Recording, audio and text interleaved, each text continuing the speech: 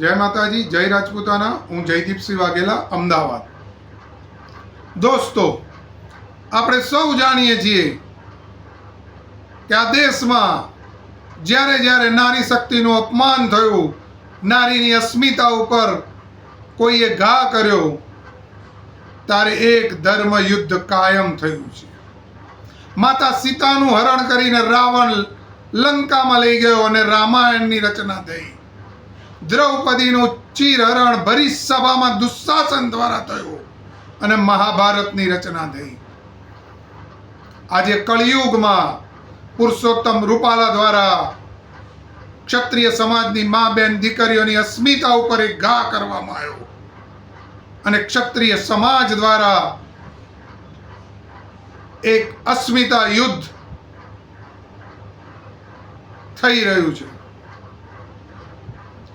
દોસ્તો, ઇતિહાસ તપાસી લો। જ્યારે જ્યારે ધર્મ યુદ્ધ થયા ત્યારે કોની સેના મોટી હતી, કોની સેના નાની હતી, એ પ્રશ્ન ગૌણ બની જાય છે। મહાભારતમાં જોઈ લો,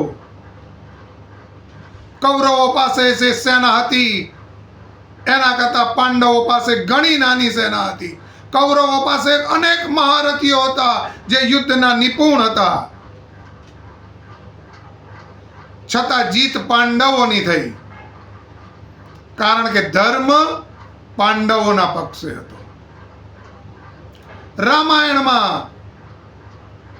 રાવણની પાસે અનેક મહારથી, અનેક યોદ્ધાઓ હતા, એની સેના પણ મોટી હતી।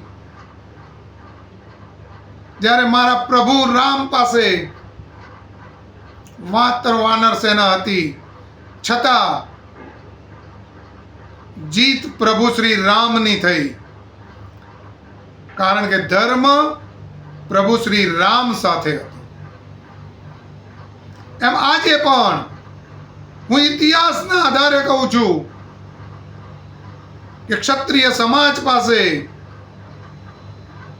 કદાચ સેના નાની હશે, પરંતુ આ અસ્મિતા યુદ્ધમાં વિજય ક્ષત્રિય સમાજ થશે, કારણ કે ધર્મ ક્ષત્રિય સમાજની સાથે છે। મારે વિરોધીઓને કહેવું છે કે તમે પારકાને તો દૂર, પણ પોતાના લોકોને પણ તમે નથી છોડ્યા, એમની સાથે પણ દગો કર્યો છે।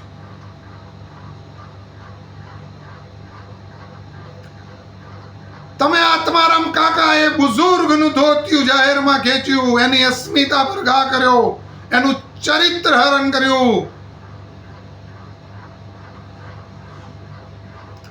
તમે આદરણીય શંકરસિંહ બાપુને ગોધરામાં જઈને હરાવવાનું પાપ કર્યું। તમે શંકરસિંહ વાઘેલા બાપુને દગો કર્યો। તમે સ્વર્ગસ્થ કેશુભાઈ પટેલને હાથ પકડીને સત્તા પરથી દૂર કરી દીધા।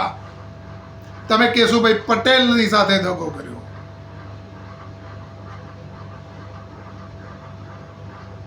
તમે આદરણીય સંજય જોશીનું ચરિત્ર હનન કર્યું। તમે આદરણીય સંજય જોશી સાથે દગો કર્યો।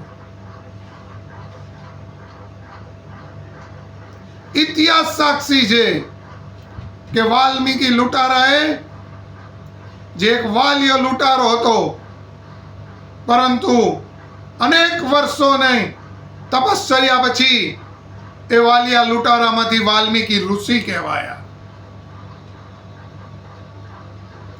આજે તમે વાલ્મીકી ઋષિનો વેશ ધારણ કરી લીધો છે, પરંતુ તમારા કર્મ હજી વાલિયા લૂંટારા જેવા જ છે।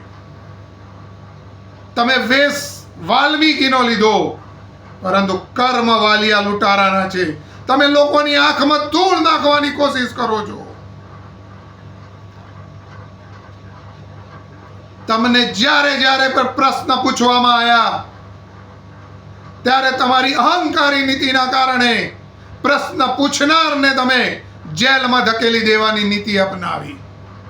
હું પૂછું છું, એ રાજકોટના 4 પારા લેવા પાટીદાર ભાઈઓનો શું વાંક હતો કે જેને તમે જેલમાં ધકેલી દીધા?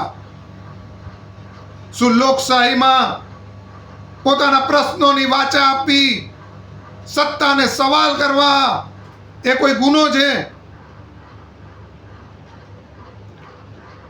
લોકશાહી ઢબે પોતાના પ્રશ્નો ઉઠાવવા એ આમ નાગરિકની અધિકારમાં આવે છે.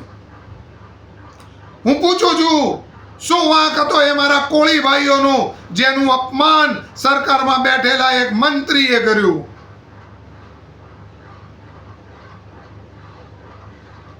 તમને ટેવ પડી ગઈ છે લોકોના ચરિત્ર હરણ કરવાની. તમને ટેવ પડી ગઈ છે લોકોની અસ્મિતા ઉપર ઘા કરવાની. અરે કાલે તો તમે એમ પણ કહેશો કે જે લોકો અમારા વિચારો સાથે સંમત નથી એને આ ભારત દેશમાં રહેવાનો અધિકાર પણ નથી. આ તમારી તાનાશાહી છે. તમારા માથા ઘમંડથી ભરાઈ ગયા છે. અમારે પ્રશ્ન પૂછવો છે, સુસંકલન સમિતિ, ક્ષત્રિય સમાજ કોઈ રાજકીય પાર્ટી છે જેને ભારતીય જનતા પાર્ટીને હરાઈને સત્તામાં આવવું છે? ના. આ લડાઈ એ સત્તાધીશોની, જેના માથા અભિમાનથી ભરાઈ ગયા છે, એમને ભાનમાં લાવવાની લડાઈ છે. આ કઈ મેળવવાની લડાઈ નથી. માટે હું ગુજરાતના